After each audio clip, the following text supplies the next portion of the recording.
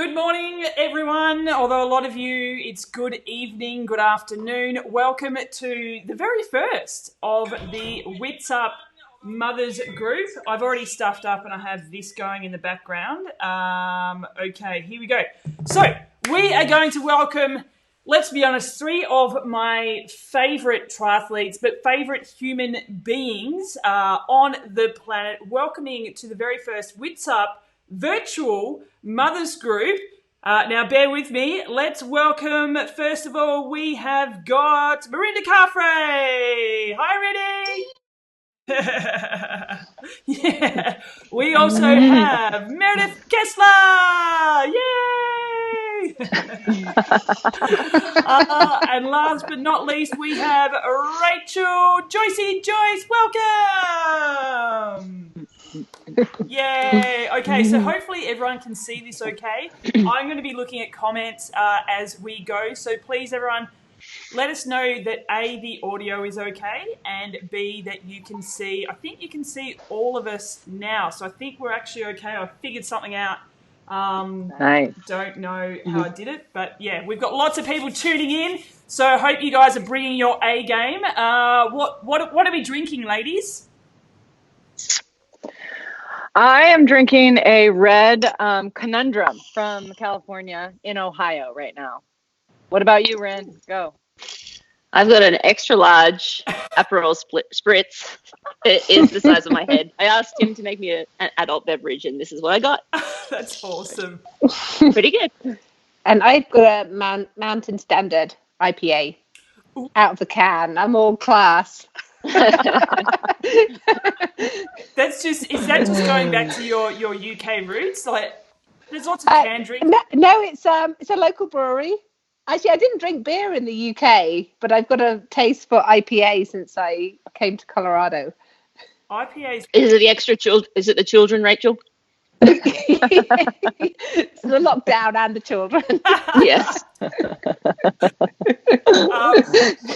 We're only a couple of minutes in, and someone has already said that they want to see your wine rack, Rinny. I can't move the computer, but behind me. Oh, yep. That's the side view of it. Brilliant. But I can send Steph a good photo after, and she can post it or share it. I think somehow. Your wine rack gets more attention than anything. I think you need to start your own Twitter handle for your wine rack. It's not even really my thing. It's kind of Tim's thing, but it's a pretty cool feature in our house, and it gets a lot of use, especially now. Absolutely. Let's actually, by the way, I'm drinking a boring kombucha. Now I'm just getting a bit of feedback. Just bear with me a sec.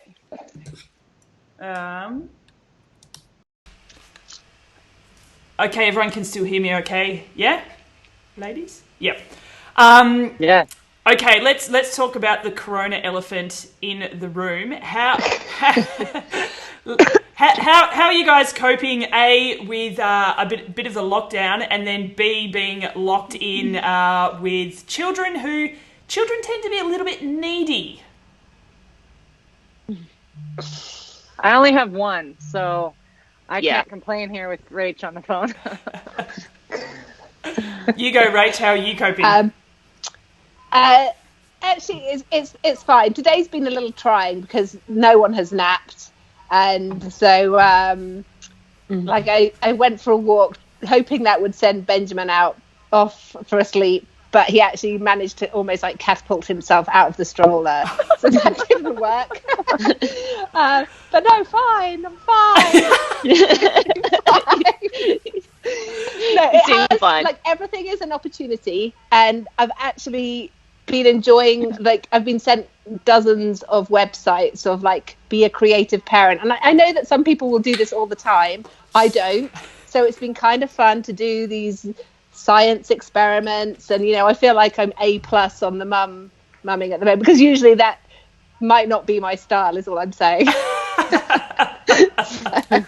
And I'll tell you, for any science experiment, all you need is food coloring. Like, every single one is just food coloring. So we're managing. I like it. How about you, Rinny? Yeah, honestly, it's been kind of nice to, like, put everything on hold. Obviously, it's been forced upon us, but I've enjoyed more time with Izzy. We basically sleep in till 8. I go do a little training, and then Tim does a little training. We also have a live-in nanny, so that is very helpful. Yeah. Especially at times like these. She can't go anywhere, which kind of sucks for her. She is stuck with us. And then I take a nap with Izzy at lunchtime, and then I get up and we play a little bit and might do another session or just hang out with her for the afternoon. So, yeah, I'm really enjoying it. Izzy is at such a fun age. And actually, I started reading her The Secret Garden, which I never read, but Mum gave it to me for Christmas because she thought it was my favourite book, but I never even read it. So I don't know where she got that information. But I've been reading it to her, and I'm very impressed that she is enjoying it and listening, and that's been kind of fun for us to do. Yeah. She asks me for the chapter book. Let's read the chapter book. Oh, that's so cute. Yeah. So yeah, I'm kind of enjoying it. Slowing down after Sleeve was preparing for an Ironman, as probably Meredith just got through one. Snuck that one in before the lockdown, but I was in pretty solid training and pretty exhausted, so it was kind of nice to stop. Ask me in a few weeks and I might have a different answer, but right now I'm really enjoying this time with her and our family together. Well, and on that, Meredith, how special is it that you did manage to pretty much race in the last race that we'll see for a while? Right.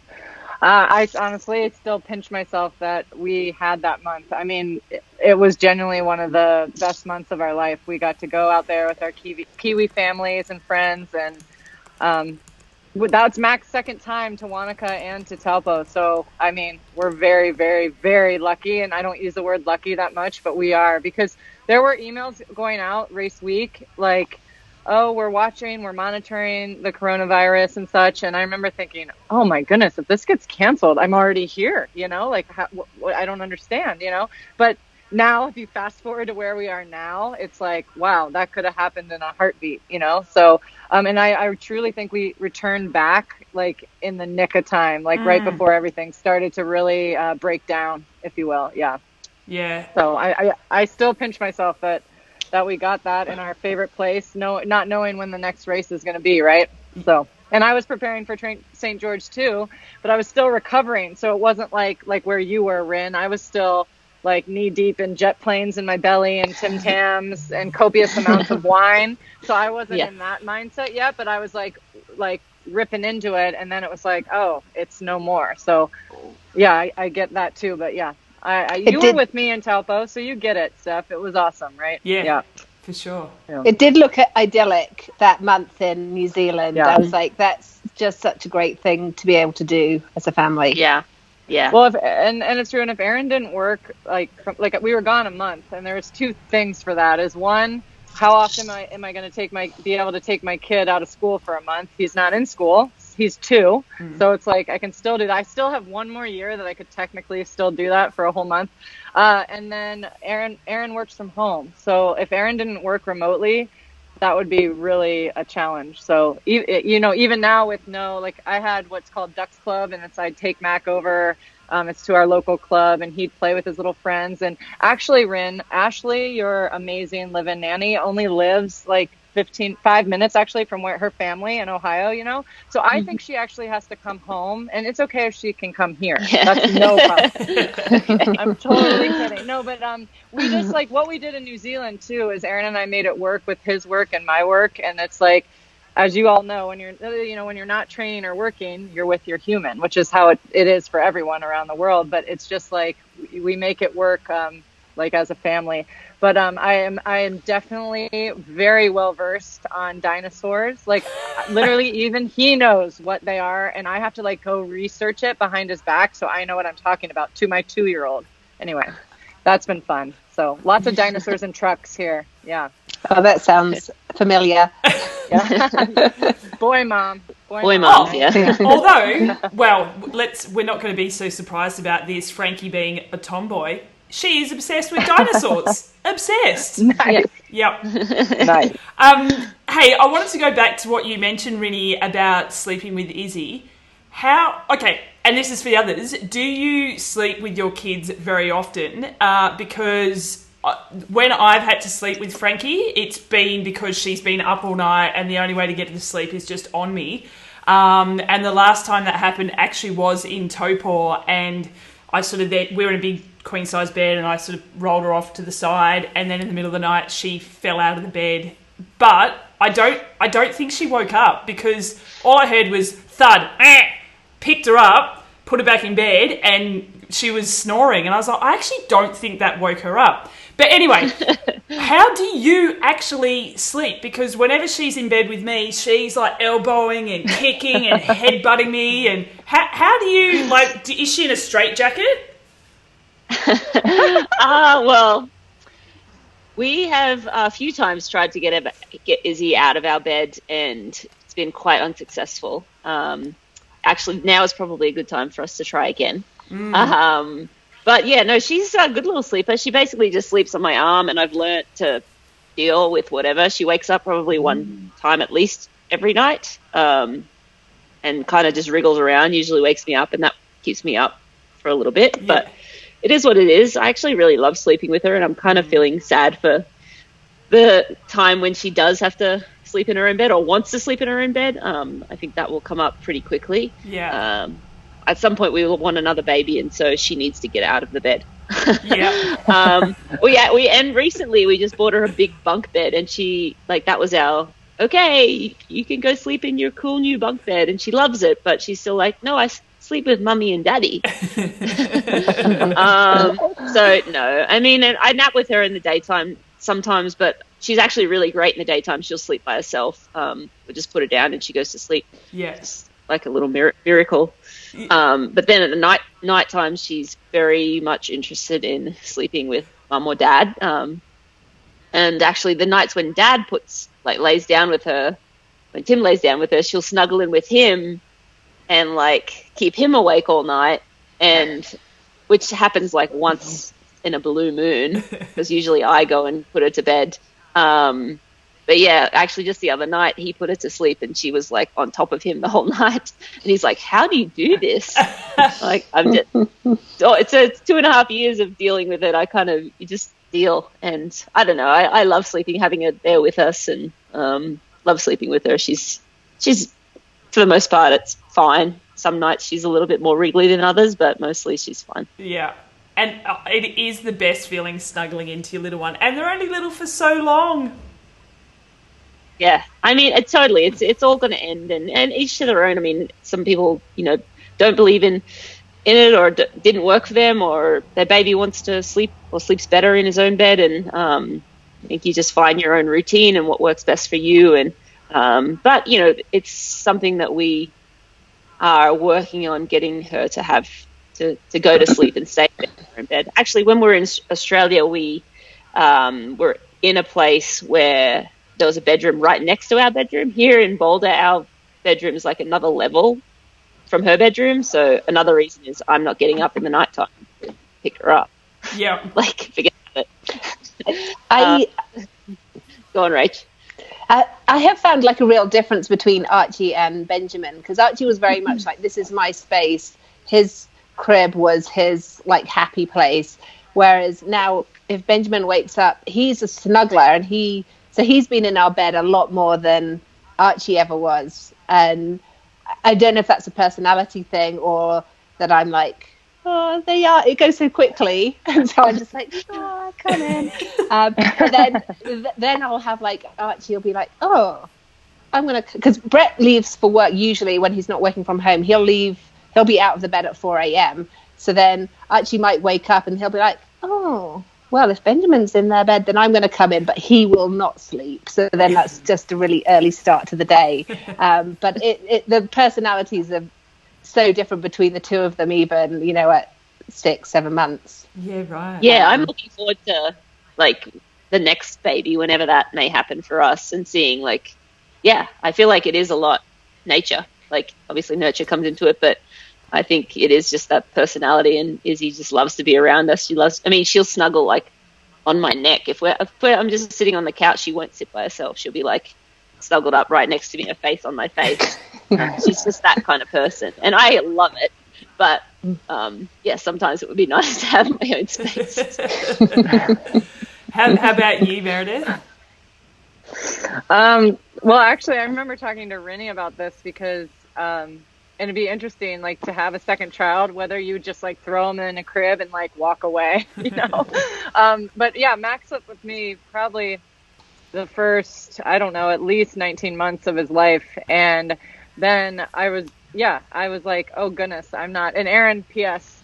he discovered the guest room day 2 of Mac's life. He was like, "Oh, you guys need some space. No worries. I'll just sleep in here." That Mo, he got some Z's. But I was like, well, if one of us is going to be up, it might as well just be me, since obviously I was nursing and blah blah blah. But I did want to say that when we got to New Zealand, all of a sudden, when we went out to New Zealand, he had been sleeping great, like in his crib, everything was cool. I was like, all right, this is like, how did we ever get up 4, 5, 6 times a night? And then we get to New Zealand and he decides, he literally night one, that he no longer wants to sleep in a crib. So like the hotel had a pack and play. I was like, great. He had his own room even. I was like, this is epic. Aaron and I can watch our Netflix at night. Perfect. And he decided he only wanted a bed and he wanted mommy's bed. So he did. Then we got back into a routine. He'd nap in a twin bed, which was great because I need his nap time right now. And I've consulted with my friends that they will nap. And then now just hearing you, Rachel, I'm like, oh no, until they're at least 3. But I need his nap time, right, for training and work and stuff. And but my point is, then he only wanted mommy's bed. And it's like, he knows when I'm about to race because those are the nights he's just up from, like, I don't know. He wants Crispix at like 2 a.m. and breakfast and iPad and dinosaur puzzles. And so, yeah, he chooses the wrong time for that. But then we get back to Ohio from New Zealand. He goes right back in his crib. He's fine. It's so weird. Yeah. So, but like you, Rinny, and I might only ever have one. I don't know. So I'm relishing in the time he wants to, like, cuddle. And but then in the middle of the night when he's elbowing my like abs all night long, I'm like, maybe we'd both sleep better if we slept apart. But I do relish in the snuggles, you know. Yeah. Fair enough. I wanted to talk, because you kind of alluded to it, Rinny, the whole judgmental sort of mother's guilt and unsolicited advice. I'm not the greatest person at being told what to do. I'm okay with suggestions, or I'm okay with asking for help, but just flat out being told what to do, I really struggle with. What's some of the worst sort of advice that you guys have been, or unsolicited advice, and people making you feel guilty? Because it happens. It doesn't matter how much you try to avoid it, it happens. I think everybody, for the most part, has good intentions. And I think I try to remember that when people are telling me or sharing with me their advice. And I think, as Rach mentioned, she has two children. She's the only one on this call who has more than one, and can attest to the fact that they're different people. Like, each individual has different needs, and we're all doing our best. And I just kind of, let it slide off my back. I listen to them. I smile. I take the advice. Early on when I first had Izzy, I was looking for advice and welcoming it and trying to learn and as much as possible. I mean, reaching out to other mothers. Rachel, for sure. I chatted with Rachel about a few things. Meredith, sharing difficulties and times. And for the most part, it's been really helpful to just hear other scenarios. But you always come back to figuring out what's best for you, and what's best for you. It's your gut feeling. I think that's kind of what I've always trusted. Just going with your gut and doing what feels right and works best for your family. And, we're in a unique position where both Tim and I are professional triathletes. So we really need sleep. We're obviously training at the highest level, exhausted, but also really love our time with Izzy. So for us, that meant, especially since we travel so much, going from so many unfamiliar places, it wouldn't have worked for us with Izzy as she is, to try and put her in her own space all the time. I think that would have been too unsettling for her, looking back now. And so in the moment, you don't know what you're doing. And I've certainly had people say that you're not doing her any favors by letting her sleep in your bed. But I've also had a lot of people support, me as well. And having good friends who are athletes and mums who can relate and, you can reach out to has been really nice as well. Meredith and Rachel, as I mentioned, have been two great sources when I've had any difficulty or issue.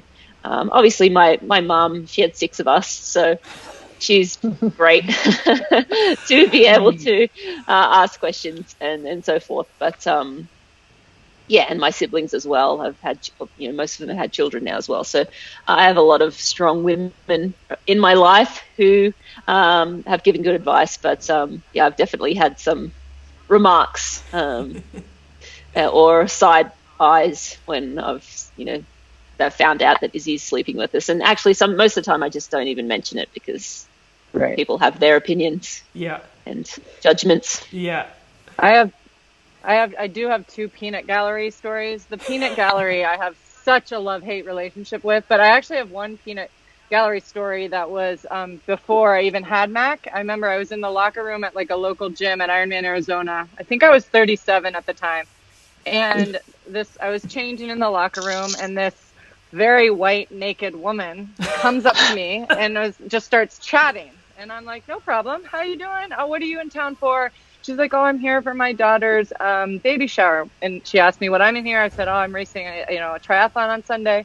And she goes, oh, do you have kids? And I said, there's a lot of like meaning to this peanut gallery comment. And I go, oh, no, not yet. I'm hopeful to have kids someday.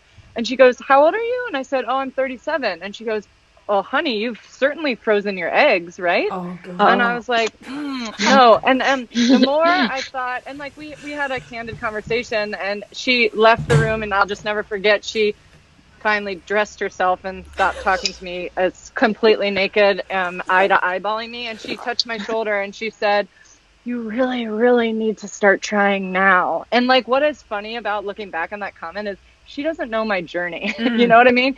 And it's just funny to me that people don't know, like, even as much as, okay, your kid's sleeping with you or not, you don't know the journey that we've been through. While I appreciate your sentiments, I guess, you don't know the journey of that individual. And even now, that comment too made me realize, like, someone asks you, what if it's just a stranger, and it's like, oh, are you going to have number 2? And it's like, honestly, that's quite personal. Like, unless you know the person, like, maybe they can't have number 2. Maybe they don't want to have a number 2. And I find that I never ask that anymore, like, unless I really know the person and they're like my people. And I'm like, okay, what are you thinking? Do you feel number 2 or do you not? And it's just, you just never ask that of anyone, because for all they know, it's been a 5-year plan to try to have a kid, and they can't, and they've done fertility. I mean, you can go so deep into that, but that shoulder on my thing of her telling me that just made me realize how, even though, like Rin said, they mean well, it's not like she's maliciously like, you really need to start trying. But like, she didn't really think about, wow, I don't know this person. I just met her 30 seconds ago. Should I tell her to freeze her eggs? Probably not. So that is story 1 on that. But and chime in on that. And my other story is simple. It's just one time I posted a video. Like, it was like he was 1.5 in the time, and his cute little butt cheeks were going into the bathtub. And I didn't put, like, I usually put a peach. It's not like I'm trying to like show his like little butt, but it was just like a funny, he was starting to like run more. And literally I had someone message me that pedophiles are watching. And it was like a big issue. And I was like, I certainly hope my followers aren't pedophiles. And I know that we can't control sometimes, because most of us aren't private. Because we're in this business, we like engaging with our supporters and fans. But like, at first I read the comment and I tried not to be heated. And I actually, thank goodness, I saw the comment on the way to a girls' trip in Mexico. So I was meeting 7 of my best friends since I was 3. And I got off the plane like all heated that this woman wrote me back that's saying that I shouldn't post a naked butt of my kid, because it's really dangerous to do that. And again, I didn't respond back right away, but I was like, what do I do? And then my friends talked me off a ledge and said, say what they said. They counseled me. Like, I was very nice back, but I was like, I said, hey, I don't think my followers hopefully are pedophiles, but I'll be more mindful of that in the future. I think that's what I said. Yeah. And that was the end of conversation. But yeah, people do that sometimes, right, guys? Yeah. Yeah. I think, thinking of your first story, I think it's a societal thing that people think it's okay to like suddenly a woman's body and everyone can have an opinion without having zero idea of what's going on behind the scenes. And it's you don't know where someone is at in the story, and a little more sensitivity could go a long way. Right. Sure. Yeah. Right. I agree with you, Meredith. I don't mind people asking me if they know me, and it's a genuine conversation, and it's the intent behind the question. It's not an accusation type of thing. But I used to get my back up heaps way before we even thought about kids. And at our wedding, we had said at the end of my wedding speech, I was like, right, we're married. This is awesome. If anyone asks us about kids, you're going to be asked to leave type of thing. But then I was hosting this panel interview in Kona one year, and Rachel was on that panel. Yeah. Oh, yeah, that's right. Yeah. Rachel. I still feel bad about that. Oh, don't. It just was a throwaway comment, and I felt terrible afterwards. Did you really feel terrible? I did, because the way you reacted, I was like, ooh, this is a sore spot, and I didn't realize it. I didn't read the... No, but you did read the room, because normally that would be... Well, it was actually fine as well, because I wasn't necessarily hiding the fact that we were basically starting to try. And normally we would have that joking banter. It was... there was nothing wrong with it. I think it's hilarious that you were a little bit like Nostradamus, and the next year I turned up in Kona with a kid. With a baby. Who knew? So, no, that was, I think it's funny, and I love that we had it on video that you asked me if we were going to have kids, and Brett was in the kitchen cooking for everyone, and he's That's just right. like, oh shit, I don't know what to do. He got very busy. Yeah. And I think, just speaking of, so I went to Kona with Frankie when she was, I think she was 6.5, 7 weeks old, and that's when I got a lot of the mother guilt. A lot of people were just amazing, and Rinny, you especially were amazing when I arrived, and I started working the day after I arrived and doing live interviews, and you just turned up with coffee, and I was just like, I'm so sorry, I'm running out of this, and you're just like, just calm the fuck down. You just had a child, everything's okay. You may have overcommitted with a few things, but you'll be okay. but then you also said to me,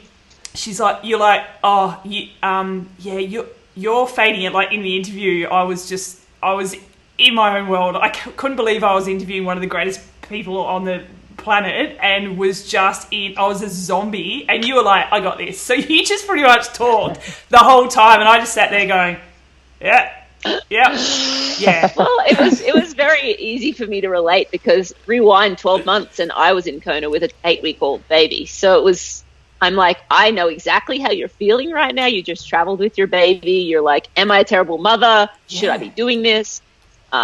This is ridiculous. I'm exhausted. My body's still not right. And then you're like, I'm trying to make things work. I was exactly in the same position, so it was very relatable for me. And I appreciated it a lot. Let's move on, I'll bring up some questions from our audience soon, but one of the things that a lot of people are interested in was getting back into training after having your small humans. What do you say, Meredith? Bust out a small human?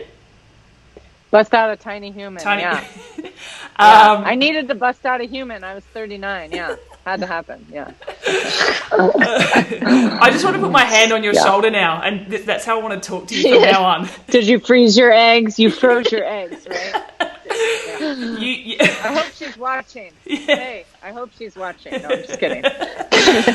Well, let's just start with that. I guess the road back to training, because we all probably had very different deliveries, and if you're happy talking about that, then please do. Yeah. Can I just tell one anecdotal story? Yes. Of how I found out Meredith was pregnant. She had been in front of me at Oceanside 70.3 until mile 45 of the bike, and then I kind of caught her up, and I wasn't having it was my first race back after Archie, and I caught mile 45, and she goes, I'm pregnant. And I was like, you've been ahead of me for like 3 hours of this race. I was an idiot. And I was like, I kind of just want to stop and just have a bit of a chat. Yeah. Oh, that was a great moment. I was glad to tell you, but I was like, no, keep going. I'm done. I'm being, and we can get into that. I was being done. I found out I was pregnant after New Zealand that year because I was barfing all over the course, and I wondered why, and it was like bittersweet. And then I decided, I can still do Oceanside. I'll just go. And then I was like, Meredith, you're 39. You've been wanting a kid forever. Stop. Enough. And I got on the bike, and in Camp Pendleton, and there's nowhere to go. You have to finish the bike, right? So I got into T2, and I grabbed my bike, and I walked out of the transition. I should have never started, and I'm very cognizant of that. I didn't. That moment.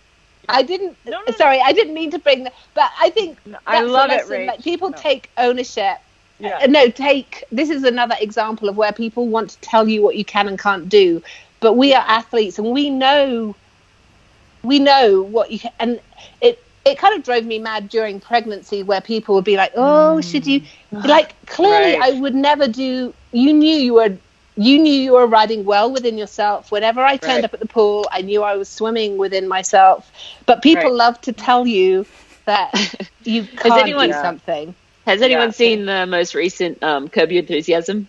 No. The newest season. He starts like walking on the treadmill next to a heavily pregnant woman. Oh God. And she starts running and he's walking. Oh God. And he basically is like, you don't even care about this child. You can't be running. It's quite funny.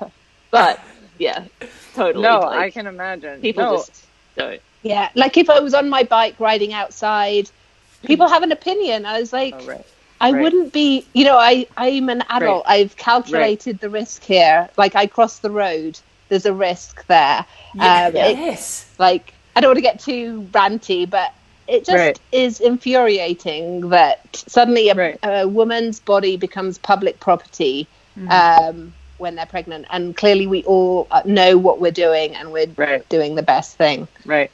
And who wants to mess with a pregnant woman? It's my, like, I wanted to crawl over and slightly strangle anyone who, we're pregnant, we're not powerless, and we're athletes for a living, right? So we know what to do. And I remember Michelle Vesterby reached out to me because she's like, you swam 8K the day Mac was born. I'm like, yeah, I did. But that was like, I mean, literally, I stopped flip turning. Like, there's so many things. We know what we can do and we know what we cannot do. And I know running, I remember discussing running with both of you.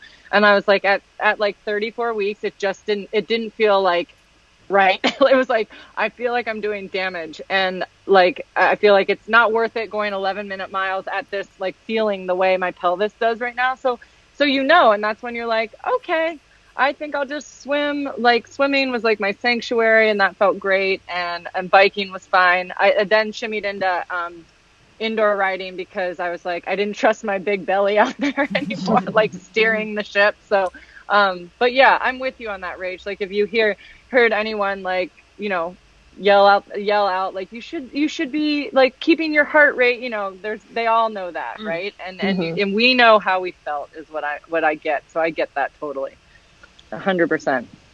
Yeah. I think something that I've learnt pretty much since I became pregnant, but more so once I had Frankie, was to listen to my gut. I think the times that we haven't listened to our gut, say around injury or whatever, your gut is probably telling you that you need to back off. But sometimes, and I'm not comparing myself to professional triathletes, but we have some similarities. But since getting pregnant and having Frankie, the gut instinct has been the leader in all decision making, and I think that's the only thing that you can do, because you, particularly as professional triathletes, know your body better than anyone out there. And to that story, I will add that I also raced pregnant as well at the beginning with Archie, and then I got polarized feedback, like, you must have had such a big boost from all those hormones. Oh my God. You have no idea what the first trimester is like. Right. There was no boost. I did have big boobs, but it wasn't a performance enhancer. I'm still waiting for that pregnancy glow. Like, it still hasn't arrived. Just waiting. Still waiting. Right. Oh my gosh. Have you ever talked about those ladies? Like, I genuinely mean this. When I hear people, I have good friends that have been like, I loved being pregnant. Oh my gosh, I loved it so much. And I literally am like, I would kiss their feet. Like, I really would, because I mean, Steph, we've talked about this before, is pregnancy was tough for me. And I had to and when I say tough for me, I mean, I was barfing. I thought I barfed him out for 8 months. And then I was so ill in that capacity. That's why if people told me not to exercise, that was my way of coping with how terrible I felt, I guess. And my point of saying all that is that I wasn't one of those. And then that felt great until I had Mac in my arms. Like, I literally, and I talk about this with some of my best friends, is that whole love over fear. I was scared. I'm not scared. I'm of failing. I'm not scared. I'm scared of so many things, but one being pregnant was really scary for me. I was scared the entire time. Like, oh, he's kicking really less. I don't know what's happening in there. The unknown. It did drive me crazy. And then I tried to be like a duck, smooth on the outside, but I was treading very heavily underneath that water.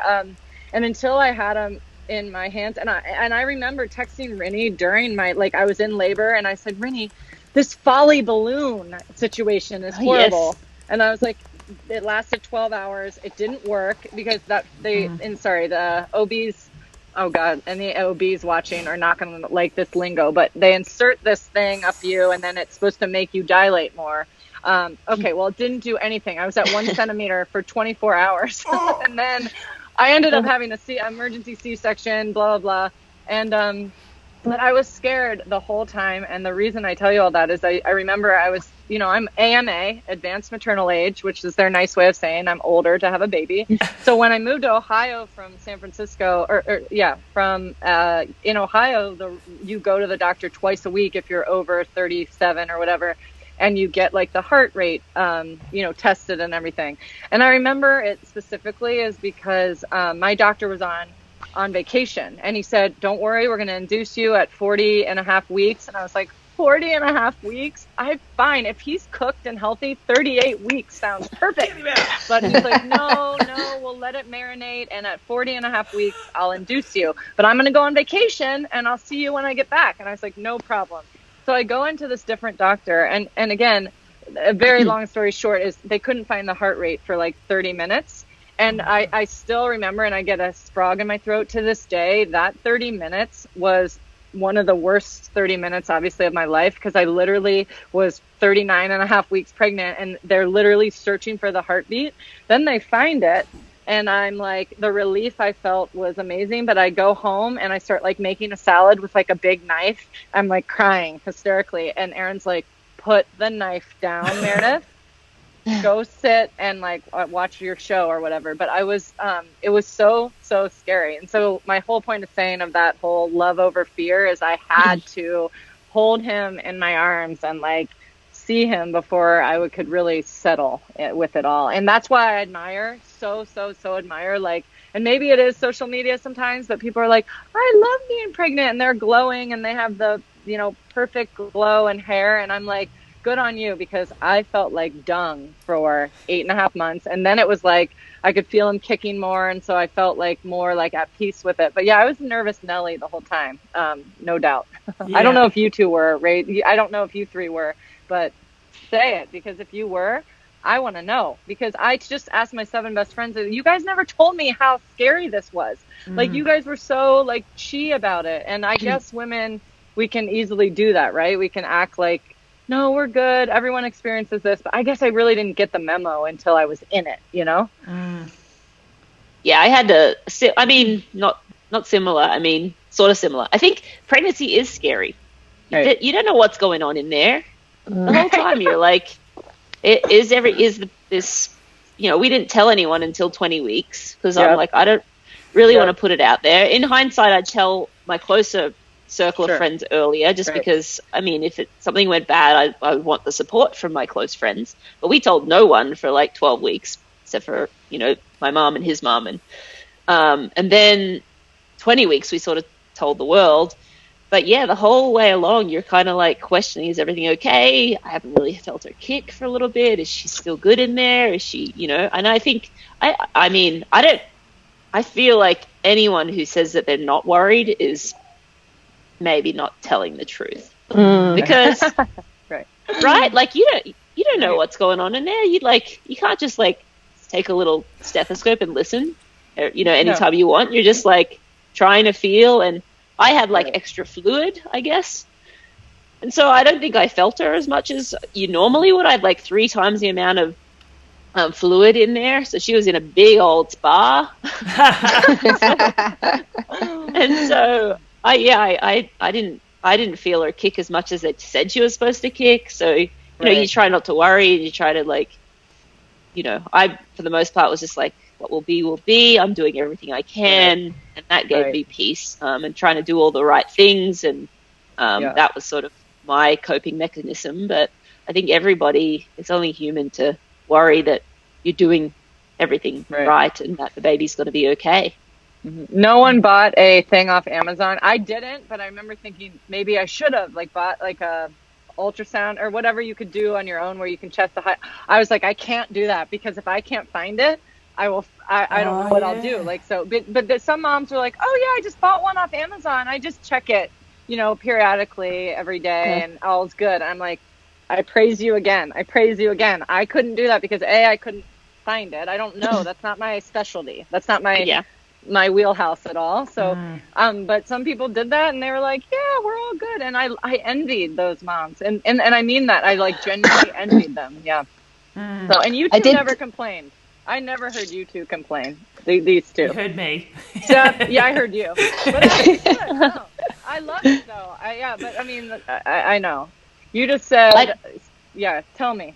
Go. No, I was just going to say, I didn't have a terrible pregnancy. I mean, I bathed a lot. Like, I had morning sickness for way longer than I should have. But it wasn't an all-day thing. It was morning, you know, didn't feel great in the morning. But I didn't have a bad pregnancy whatsoever. So I don't have much to complain about. The birth, another story. But the actual pregnancy was not, you know, it wasn't comfortable, but it wasn't terrible. Yeah. Sorry, I think, Joyce, you were going to say something? It's gone from my mind. That also happens. I completely agree with what you say there, Meredith. It's a really nervous, tense time. And then I think until you have that baby in your arms, and even like I didn't have 30 minutes, and I can't imagine what that was like, of not being able to find a heartbeat. But with having Benjamin, every time if I moved, his heart rate would drop. And it was just, you could see, I would stand on my head to get that heartbeat back up. But all I was like, just get him out. Just do whatever you have to do. This is really like, it's just incredibly nervous. And even when, and that it doesn't really end even after you have them, you're kind of always like, can I see him moving on the monitor? Oh my God. So, for sure. I think the scariest... Your question was that we went what it was like when we went back to racing, and we just got off on a tangent. I'm sorry. Yeah, but that's what mothers groups do, right? I actually don't know, because I've not been in a mothers group, because when ours started, I was in Hawaii. So I didn't want to turn up to our mothers group and go, I've been flying around the world and hanging out in Hawaii. So I just never went to a mother's group. But I believe that's what I think you that do. Rinny? I don't think we have those in the US because Bella just said that she had to go to a mother's group and she's like, I guess I'll go to it. But no, it's not like something that they make you do here. Mother's group is just you have some friends and talk to them. Yeah, here. That's what I thought you meant. Yeah. Well, in Australia, they send you to mother's group. It's quite not enforced, but they like really encourage you to go to a mother's group with similar age babies with people you don't know. Yeah, in your local community, like it's part of the maternal health nurse criteria. So they tick, they've gone and done that, and so I mean, I guess it's good particularly for people who I guess maybe don't have family and close friends around, because as we've all said, a pretty scary time, and you cannot, doesn't matter how many books you read or how many people you speak to, you cannot prepare for your first child. Right. Like it just, I had a great delivery. I ended up with an epidural, and I've never taken drugs before, and if it's anything like that, I'll be like, oh, maybe I should. But it helped me. I thoroughly enjoyed the delivery experience. It was amazing. But the scariest moment was, after they told Brett to catch her coming out, and I said, what do we have? What is it? And he said, it's a boy. And we're like, everyone in the room is like, check again. But this, he caught her, and the scariest moment for me was when he put her on my chest, and I was just like, what do I do? Like, I was just like, because also it's just a whole lot of mess, and they were just like, just don't drop her. And I just vividly remember that, and just feel that about everything in her life now, is that it, like, you don't always have to, be the most amazing textbook mum. It's like, the thing is, just don't drop her. And I think, I don't know, like, I kind of see that as a bit of a metaphor for our entire life, and the way that I approach mothering is that we just got to be there for her as much, as much as we can, and however that looks. 100%. Okay, we're getting to the end of the hour, which we knew this was going to happen pretty quickly. But we still got a bit of time. But I do want to just sort of touch on getting back into training, because I know a lot of people are interested, and just, I guess, some of the tips for getting back into training, and I guess any roadblocks that you hit in terms of how your delivery went, and the extended period of time like I've heard a lot of pros have struggled with stress fractures and pelvic issues since getting back into running, especially. Can you talk us through some tips and stuff? Go. Okay. Well, I know that I raced Ironman Texas when Mac had just turned like 2 days prior, 5 months. And I genuinely, and I've said this before, wasn't sure if on the marathon, like my uterus was going to bust out of my C-section scar. So it was a very, I was nursing him 5 minutes before the gun went off. And honestly, I used Rachel and Rinny as inspiration. I mean, Rach, you won 2 Ironmans, right? Kind of closely after you had Archie, which was amazing. Liz Blatchford, so many. And I was like, all right, I can do this. And it's funny, looking back, that was of the 4 Ironmans I did that year, that was actually at 5 months. That was like my best Ironman, because I think what happened was motherhood accumulated through that. And with the nursing and I didn't, know how to really manage that as well. But what was key for me for the tips, and this is what I send pregnant women who, I remember I sent Michelle Vesterby a long email of any tips I get, was pelvic floor. I did a lot of pelvic floor exercises. And then when I had the C-section, I remember I tried running at maybe 10 weeks after, and that was a strong no. It just didn't feel right. And then I'm like, oh, I have an Ironman in 2 months. What's going to happen? Then at 12 weeks, I was slowly able to run, but it was all about I remember being on the treadmill, and a mile in, I'd get off and do those activating pelvic floor exercises. And honestly, I will be honest. I used to think that was a bunch of fluff. Like, really, this is like pointless, right? Like, I'm just taking a rubber band with my knees. This is pointless. And it wasn't. It like really does something and activates something in there to make the pain less and more tolerable to run. So that was my biggest tip. And I send these people, I follow a couple girls on Instagram that do really good pelvic floor for pregnant women. And it's so nice they do that. It's for free. I mean, you can follow their whole routine, and that worked for me, and it really, really helped. So my biggest tip is concentrate on your pelvic floor while you're pregnant up until the day you deliver and then after you deliver, because that'll help you get back to the running.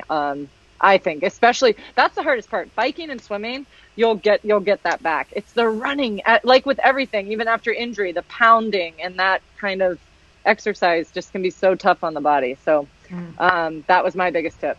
Go. Pelvic floor, baby. I wonder, one thing I questioned with my training prior to having Izzy, and I pretty much let go of the notion that I was a professional athlete. I was pretty happy to just be a person who was having a baby. And I ran up to about 35 weeks, and my birthing experience was horrendous. And I wondered if, because I ran and had such strong pelvic muscles and pelvic floor and abs and all that area was so tight, I wonder if that's the reason why it was so hard to dilate and to obviously I don't know what the answer is, but I wonder if pelvic floor, if you're trying for a natural birth, if strengthening that prior to having the baby is going to be important, or if you should just like try and let it all relax. Were you striving for a natural birth, Rinny? Because you're my hero. That's amazing. No, like genuinely, that's amazing. I was like, epidural, please. That's amazing. Yes, no. You can have an epidural and still. I mean, I ended up having I wanted to have a natural birth, and I wanted to have nothing. About 30 hours in of solid labor, I was like, okay, give me something. I tried the gas. I'm like, this is bullshit. Yep. This doesn't help anything. And I think at that stage I'd been barfing the whole time and had zero energy. And then I was like, okay, what else can you give me? I took an epidural, but yes, she did come out bottom way. Right. And so, yeah, I just wonder, and I've spoken to a number of other professional female triathletes who had, I call it natural birth, going through not having a C-section. And no disrespect to anyone who had a C-section. I mean, you do whatever you need to do to get that baby out into the world healthy and in one piece. But I just wonder, because a number of like Beth McKenzie, Helen Jenkins, there's a number of other girls that I can't think of right now, but had real trouble just dilating and like getting everything to open up so that the baby could exit the body. Yeah. So that was my only. I think next time hopefully we have another baby, and next time I might try and relax a little more, maybe not run as long, because I feel like running you're kind of like having to hold everything. Otherwise you pee yourself. Yeah. Well, at least I did. I was like pushing down. Yeah. I don't know, because I know I didn't run. I kind of ran till about 26 weeks with Archie, and then he just like, I was induced with both of them because my waters broke. He just was like, he was in a rush to come into the world. He was out in 6 hours. And then Benjamin, I stopped at like 18 weeks because I felt really uncomfortable. I just was getting more out of swimming and biking. It just felt really horrible. And then like 12 hours in, 0.5 centimeter dilated, and that was being induced. I was like, but I'm out of shape. I kind of figured it might happen more easily, but I felt it with Benjamin, that I was not working with the contractions. I couldn't like let go in the way that I had been able to with Archie, and I'd done a lot more yoga with Archie, and I just didn't have time with Benjamin. So who knows? I feel like I was with Benjamin. I was like talking to because they kept saying, "Oh, his heart rate's really low again. We have to back off with the pitocin." So I'd be like reaching crescendo, and then they'd back off, and I'm like, "Oh gosh, this is going to take a while. Shall I have a C-section? Is this better for him?" Because I was like, I'd rather we planned for this and it became an emergency C-section. But yeah, I don't know what. After that, I was like, it feels like it's a lottery. Like you don't know what number you're going to get when it comes to labor. Yeah, right. I don't know. That's just my question, because I'm like, okay, next time, like, how do I make it not be as terrible? Yes, right, right. Yeah. Speaking of the peanut gallery, though, is that I did see this one time where, because I did a lot of athletes, actually. I remember talking to Michelle about this, but I had, like, I saw someone write that if you didn't, there's sadness that some women get when they don't have their child vaginally, and I had obviously Mac via C-section, and by the way, it turns out I was never going to ever be over 7 centimeters, so I will never be able to like have the VBAC or have a I'll always have to have a C-section, which for me, I'm like, great, let's schedule that on this date, that's perfect. I don't understand really to this day how we didn't know that prior to all that labor time, because I would have just scheduled it prior. But when I read this on someone's, this is why social media can't be great sometimes, is I read that, I don't want to, these aren't the right words, but it made you feel like you're less of a mom if you don't have a vaginal birth.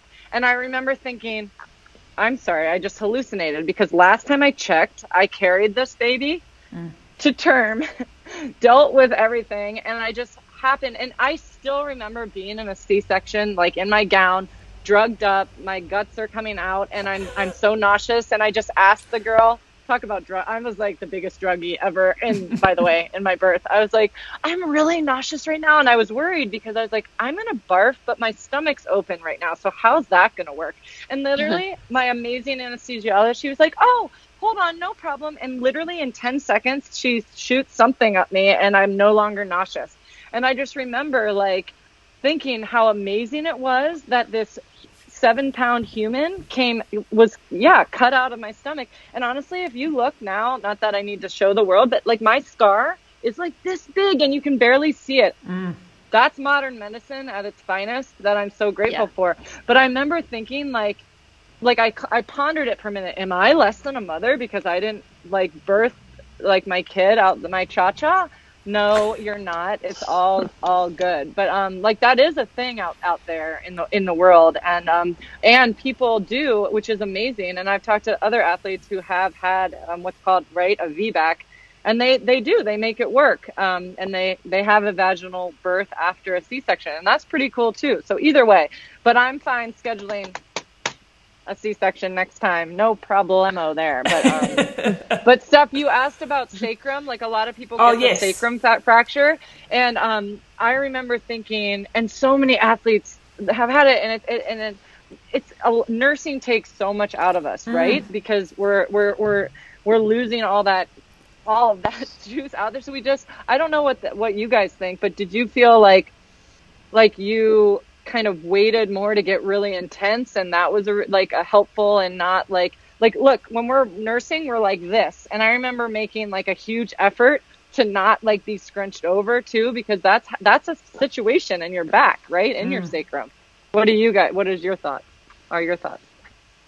Well, just on that as well, I think one thing that I completely forgot about was that the small humans are literally sucking the life out of you if you vampire. If you manage to breastfeed for however long, right. But they are taking so much of the good stuff away from you. So I just remember thinking, oh well, I'm up late at night, and okay, you don't get much sleep, but you're not getting as much sleep because you have to get up however many hours per night per day to feed, but then they are taking so much of the goodness away from you as well. So So then trying to throw training into that, and trying to eat well for both your little one and yourself. Like, there's so many factors, and that was just one thing I didn't consider. I was just like, oh, well, this is life. I'm just tired all the time, and but there's it's not just because you're not sleeping. Rinny, Rach, any follow up or? Yeah.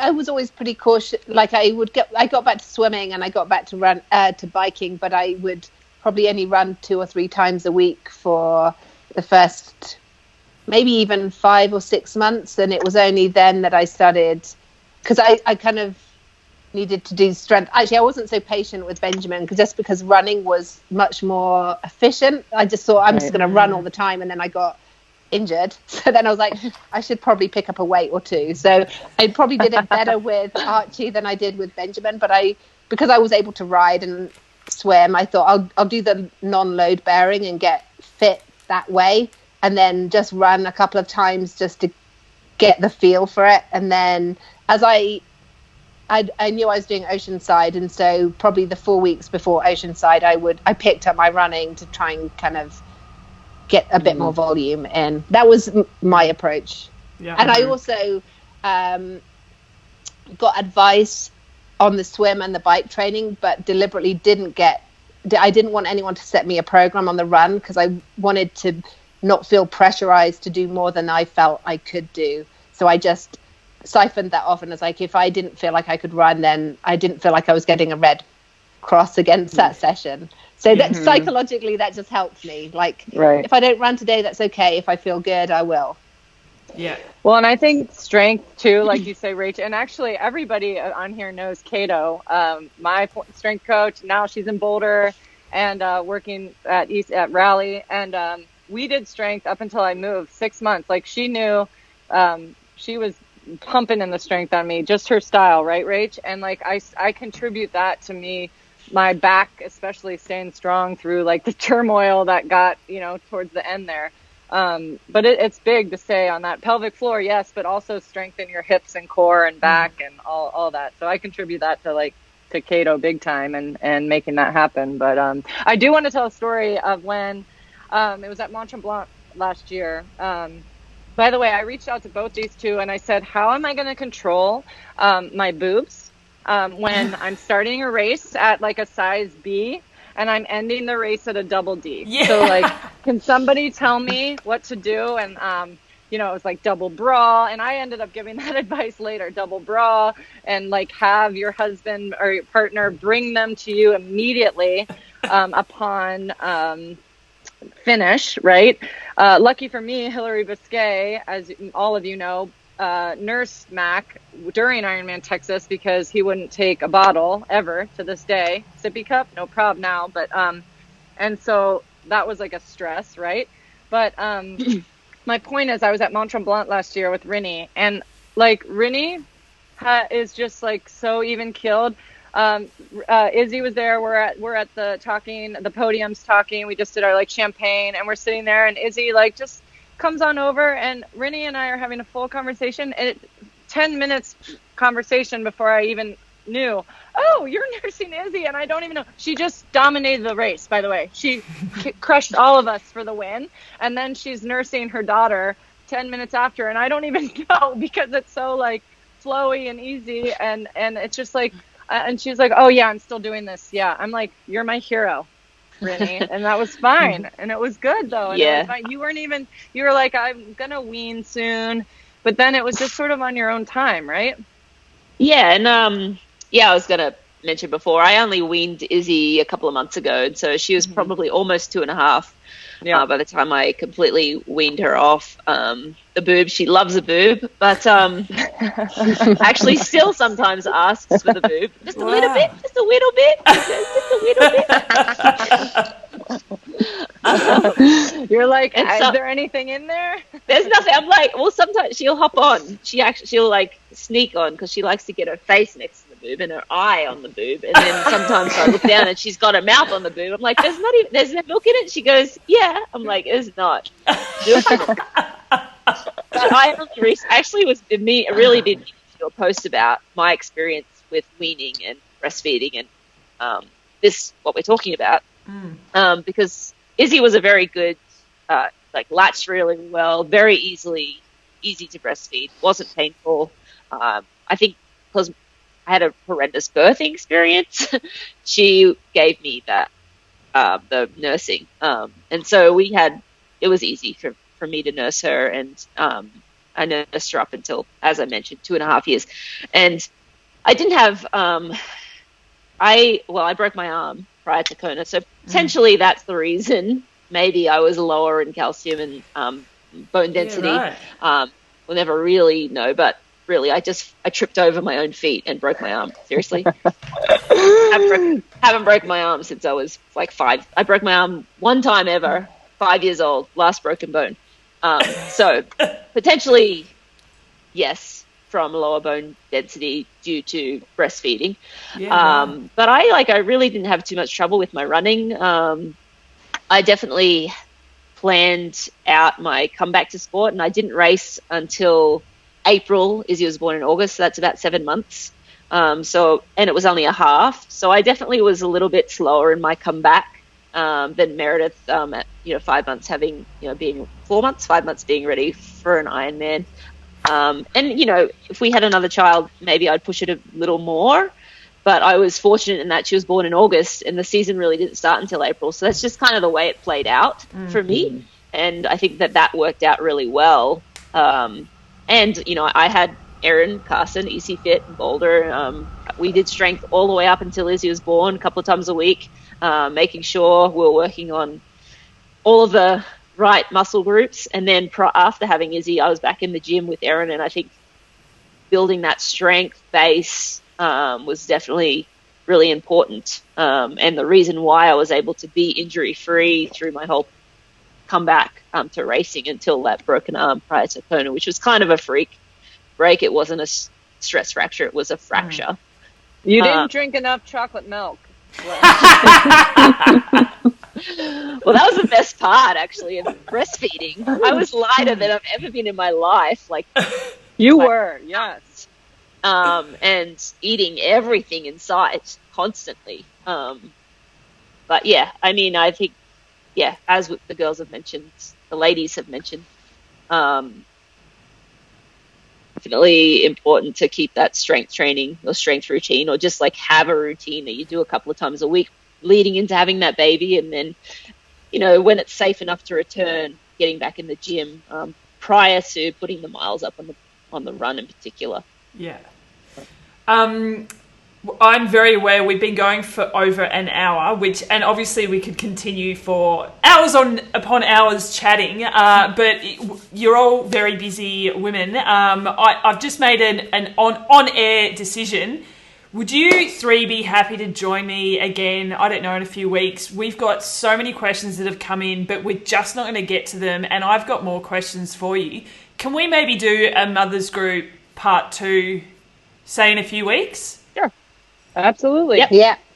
Yeah, instead We're of all in lockdown here. Yeah. We're all, Yes. whatever you need. Yeah, so what I'm going to do is I'm going to make note of all the comments that have come in, and at least we can get through some of them in a couple of weeks. Otherwise, we're just not going to do them justice trying to wrap it all up in the next couple of minutes. But one way I would like to wrap this up is, where is the weirdest place that you have breastfed your child? I'll go first. Mine was at the finishing line of Ironman Western Australia, and first and second had come across the line. It was the year that Caroline Steffen came back and did her first Ironman and smashed the course record. And so she had finished so far ahead of everyone else. Then second place came over, and I was like, I didn't allow enough time for third place, and Frankie needs my boob. And so my friend threw her over the fence, I started feeding her, and then third place was coming across the line. So I picked her up, got my camera up, and I'm taking a photo and breastfeeding, and then I've just thrown my camera to someone and then just sat down and kept breastfeeding and got a cheer from the VIP crowd. Yeah! That is good. Yes. How about you guys? Mine was in a porta potty, which wasn't ideal because it was just so crowded at a race start, and I had my whole wetsuit on, And then Rin and I talked about this, how you have one like monster boob. There's like one boob that's just like lefty. And so lefty. So I had my wetsuit up to here and like fully on except the left sleeve. And I just like crawled in like there wasn't a line. I didn't want to take up time. It was done. But I crawled into the porta potty just so I'd have like some breathing room. I like had a quick meditation whilst Mac was doing his thing. And I think that was my most awkward because then I was like, it stinks in here. The cannon's going off in less than 3 minutes. I'm not fully wetsuited, but my boob feels so much better. So, and then I was I literally just remember taking Mac and going like this to Aaron and being like, bye. And then it was like, races become kind of like, I don't want this to come out the wrong way. It's just like a release from what's going on. Like you're just like, you then immediately go into like race mode, right? So I went from porta potty to race mode. That was my most awkward place. Yeah. Brilliant. Joycey? This is Archie used to really scream in the car. This wasn't a very successful attempt. It's not that weird, but we're driving along. We can't stop because we're kind of on the middle of a state. So I kind of like crawled into the back and I tried to kind of maneuver my boob into his mouth while he's in the car seat and we're driving along. So not that unusual. It's in the car, but it was like logistically quite difficult to do. Right. I've done the same thing. I did that. We were trying to drive up to Vale and we got stuck and Izzy was hungry and like losing it. And I did the same thing. I like rolled over and pulled my boob out and just put it in her mouth. But I don't really think, I feel like it's so natural, like normal to breastfeed anywhere, anytime, that I don't feel like, your story's cool, Steph, because you were like working and you have a camera but right at the finish line at plenty of races, I've kind of walked around the corner and had Izzy on my boob. Meredith's been there. No problem. I guess. But I don't think. What I want to hear maybe the next time is I haven't had any criticism, but I always wonder if want to hear other women who maybe have been criticized for breastfeeding in public. And I actually want somebody to criticize me because I would love to just like light them up. Yes. Yeah, because I just breastfeed anywhere because I'm not. Yeah. I don't even cover it up. Revolve my day around having to be at home, especially in the early days because they feed pretty much all the time. So I'm like, okay, we'll just wherever I am, I would feed Benjamin, especially because. Yeah. But. Yeah, I'm the same. Rinny, hi Frankie, I wanted someone to have a go at me because, I don't know, like the hormones and everything, I'm like, I want to fight. Yes. I am ready to fight anybody. Yeah, absolutely. In those moments. Say hi. Hi, Frankie. Hey. Hi. Hello. These are all the women who you've got to visit and meet in your very young life. That's pretty cool. Pretty cool chicks to hang out with. All right, I've made that note and we're going to see if anyone is out there who's had someone had a go at them. My only time when... It's funny because prior to having Frankie, I wouldn't have thought about it, but if I do go back to the pre-child person, like I would never have thought of myself at a finishing line of an event breastfeeding my child. But it was so normal. You're just getting shit done and... I get your boob. Yeah, totally. Come on up here a minute. Yeah. We're just trying to get Mac in onto the screen and then we'll say goodbye. He was right here. I could hear him.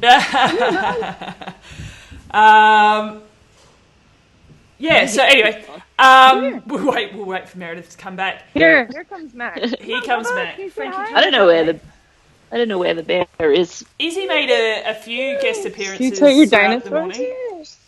the morning. Walking in the back. Yeah. All right. Mac's coming to say hi. Come on, Bye. Mac. There he is. Hi, buddy boy. He got a Lloyd he has a Lloyd from Dumb and Dumber haircut at the moment. He's no mullet. Where's the mullet? Like right before all the salons closed, randomly, he had a haircut appointment, and he just has but like it's just short. Yeah, he's like a little boy cut. I know the Yeah. mullet was so good though for so long. I thought, hey, we're on lockdown. I'm gonna have like gray and black hair by the end of this, but hey, we'll have a nice little cut and then a mullet. Oh my Yeah. goodness. Well, Frankie's mullet's going very strong. Where's your beautiful mullet? Yes. Aussie. He's got a little mullet too. Yeah. And still no hair on top? Oh, not Not much. much. Yeah. But she's struggling. Yeah. Oh, shit. I love it. She's struggling. She hasn't had a ladies- haircut yet. She's almost 2.5. Over Oh, 2.5. wow. Steph, are you getting all these questions then that people are leaving here for our next chat? Yep, I'm gonna write them all down, and we'll I'll hook up with you guys and figure out Perfect. another time when we can have a chat. So yeah, Sounds good. thank you so much for taking the time. Really appreciate it. Take care. Give your little ones a squeeze from us, and we'll talk to you all soon. You Thanks, too. Steph. Thank you. Thanks, guys. Thanks, guys. Bye.